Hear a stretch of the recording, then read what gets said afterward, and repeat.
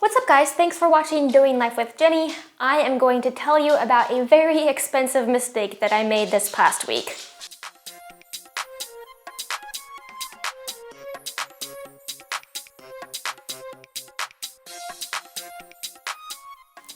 So 2 videos ago, I shared that I was selling my Buick Encore and buying something I could pay cash for. Obviously I have more than a few $1,000s because I'm saving to move to Mexico, but I only wanted to spend a few $1,000s so I could keep those savings to move to Mexico.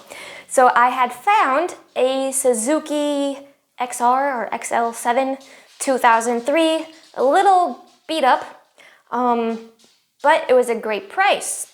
I offered $750, 750.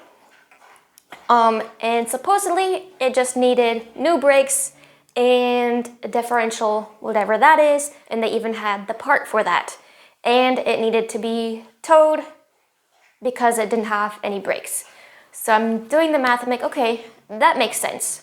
Compared to the other prices I'm seeing, compared to what I'm seeing on Kelly's Blue Book, it made sense. And it was the perfect size vehicle for what I need. So I paid the lady $750. I trusted her because her boyfriend or husband has a shop and it sounds like she works there too. And I paid $150 to have it towed to the shop I use.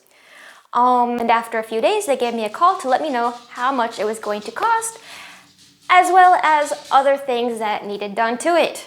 It needed new tires, not even just new tires, an actual wheel, just one wheel. Make that two because it needed the spare tire and wheel as well.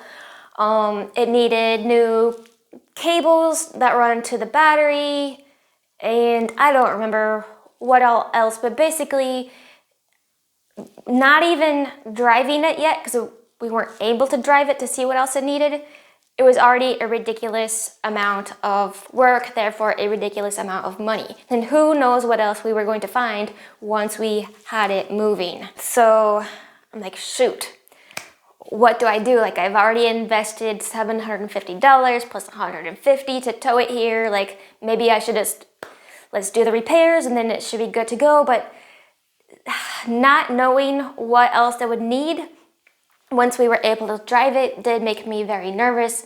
I'm like, I might as well cut my losses here before I spend any more money and just start from scratch. So start from scratch I did. I had a junkyard go to the shop to pick up that Suzuki. I didn't have to pay them or anything. In fact, they were going to pay me, but they have their own tow truck. And I told them, you know, instead of paying me, just pay the shop the money you were going to give me, because they did look this Suzuki over for me and they weren't going to charge me. So just pay them as a way to thank them. I was kind of tempted to pay to have it towed to my house and then try to sell it, but I'm like, let's just be done with it. Sometimes it's better to just be done than let it sit here and maybe not sell it, or maybe only get $100 out of it when you paid $100 to tow it to the house. Let's just be done, right? So I started my hunt again and I found a 1999 Jeep Grand Cherokee.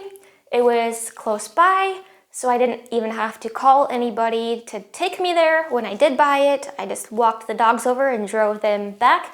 I got to test drive it. Everything seemed pretty sturdy. It also had pretty good trunk space for when I make the move to Mexico, and I paid $2,500 for it. So I wanted to spend about $3,000, and due to my mistake, I obviously went over that, but it is what it is. Live and learn. You just never know. I don't think the lady that sold me the Suzuki was like trying to deceive me on purpose. I think she really didn't know. I did reach out to her and I'm like, hey, it needs this and this and this and this too. And I'm like, I understand you didn't realize that. It wasn't that you were lying to me, but now that we do know, like, you sold the vehicle to me like this.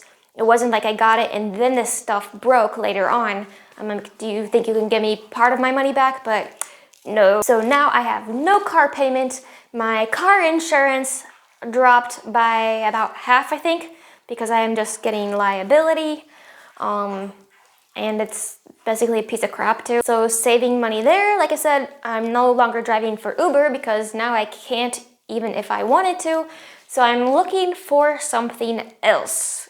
I tried to apply to Aldi because they said they were hiring, but once you go to their website, it says that they're not for the ones next to me anyway. So I'll give you an update on that when I know myself. Thanks for watching. Let me know in the comment section what kind of expensive mistake have you made in your lifetime. Maybe we can learn from each other so we all don't make the same mistake you did and that you don't make the same mistake that I did. Have a good evening, guys.